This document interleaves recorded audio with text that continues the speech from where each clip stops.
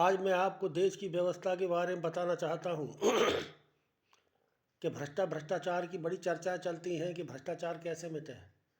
हमारी राज्य सरकार और भारत सरकार भारत को भ्रष्टाचार मुक्त कराना चाहती है, लेकिन दुर्भाग्य इस बात का है कि जो पिछली सरकारों में भ्रष्टाचार में लिप्त थे, वही भ्रष्टाचारी आज इस सरकार की गरिमा को धूमिल करने से बाज नहीं आ रहे हैं। कसम गीता की खाते हैं, पढ़ाई गीता नहीं जाती। कसम गीता की खाते हैं, पढ़ाई गीता नहीं जाती। जिसमें प्रतिमा गांधी की वही रिश्वत में दी जाती। अरे कसम गर खाते बच्चों की कभी रिश्वत न लेंगे हम। कसम गर खाते बच्चों की कभी रिश्वत न लेंगे हम। यदि ऐसा हो गया होता व्यवस्था ही सुधर जाती। नेता मंत्री देश के लेते शपथ संविधान की, और कितनों ने सूरत नहीं देखी कभी संविधान की। और क्या लिखा अनुच्छेद कितने जानकारी कुछ नहीं, और कितने दारूबाज है शकल है शैतान की। इसलिए भगवान भरोसे देश की चल रही है रेल, और रेल बेचारी क्या करे जब इंजन हो गया फेल। इंजन हो गया फेल, देश की धूमिल हुई व्यवस्था, और देशभक्ति ईमानदारों की हालत हो गई खस्ता।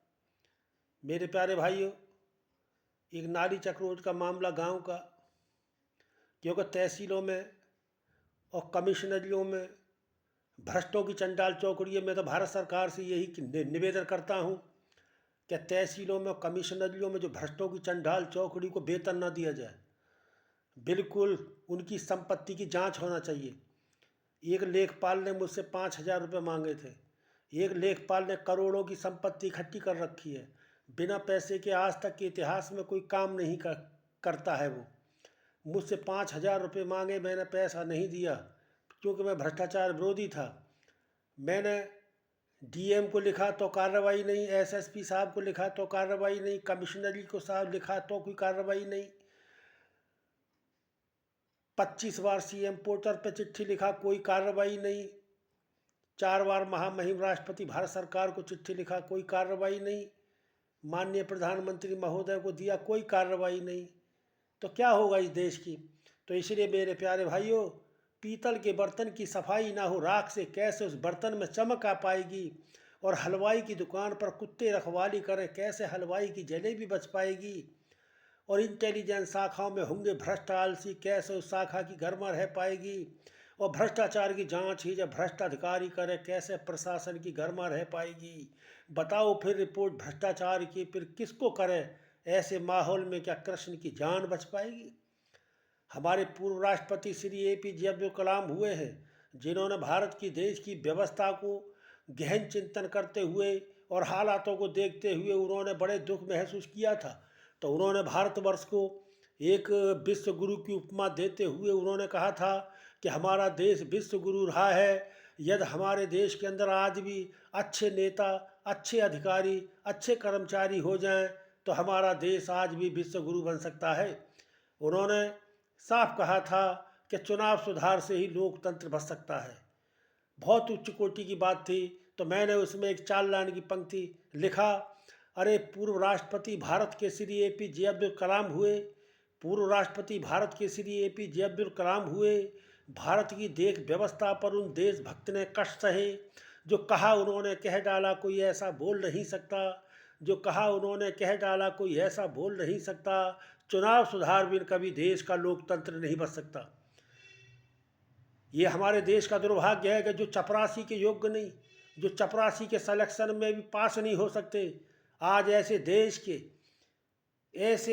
के नेता, विधायक और सांसद बन करके भारत की व्यवस्था को बिगाड़ रहे हैं।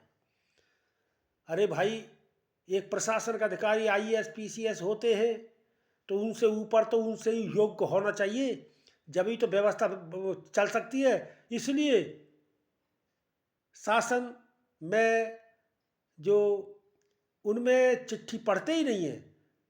तो मैं कभी कभी कह दिया करता हूँ कि सम्मानित पद पर भ्रष्ट कभी पीड़ित का पत्र नहीं पढ़ते। भगवान ने बुद्धि आंखें दी पर इस्तेमाल नहीं करते। इसलिए तो पीड़ित को भ्रष्टों से मिलता न्याय नहीं। होते तो सच्चे राष्ट्रभक्त अपराध देश में ना बढ़ते।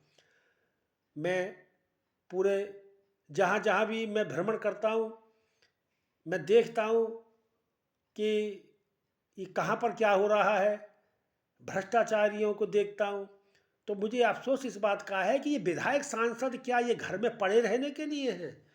क्या उनको नहीं दिखाई दे रहा है कि अपराध बढ़ रहे हैं? उनको नहीं दिखाई दे रहा है कि पीड़ित लोगों को न्याय नहीं मिलता है? उनको नहीं दिखाई दे रहा? अरे उनकी भी तो जिम्मेदारी है शासन में प्रशासन की गरिमा को बनाए रखना। उनकी भी तो जिम्मेदारी है सरकार की गरिमा को बनाए रखना। अरे ये तो सरकार के सूत्र हैं, काहे के लिए ले रहे हैं वेतन? जो आदमी काम नहीं करता है समाज राष्ट्र के हित में, मेरे लिए वो आदमी बढ़िया हैं जो 500 रुपये की झाड़ी लेकर के बेचारे पूरे दिन मेहनत करते हैं, काम करते हैं। लेकिन आज बड़ा दुख होता है इस बात का। एक बात और हमारे देश के अंदर चल रही है, नफरत की बीमारी और फैली हुई है। और नफरत की बीमारी जब तक चुनाव सुधार नहीं होगा, जब तक ये नफरत की बीमारी बढ़ती रहेगी। जगह बजगह गालियाँ देते। अरे भाई, जिन लोगों ने देश के लिए कुर्बानी दिया उनको गाली दी जा रही है। जिन्होंने शिक्षा के लिए स्कूल विद्यालय खुलवाए उनको गाली दी जा रही है। जिन्होंने तुमको पढ़ाया उसको गाली दी जा रही है। क्योंकि अरे जिसको तुम अपने बाप मानते हो उसके कार्यकलाप को तो देखो। जब जब बाप की जब बाप ऐसे होंगे तो उनकी औलादें भी वैसे ही होंगी।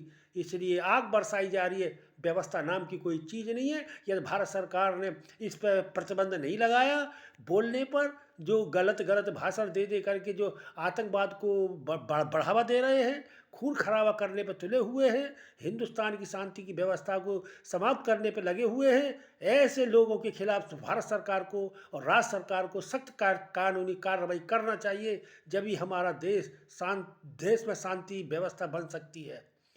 ओम शांति।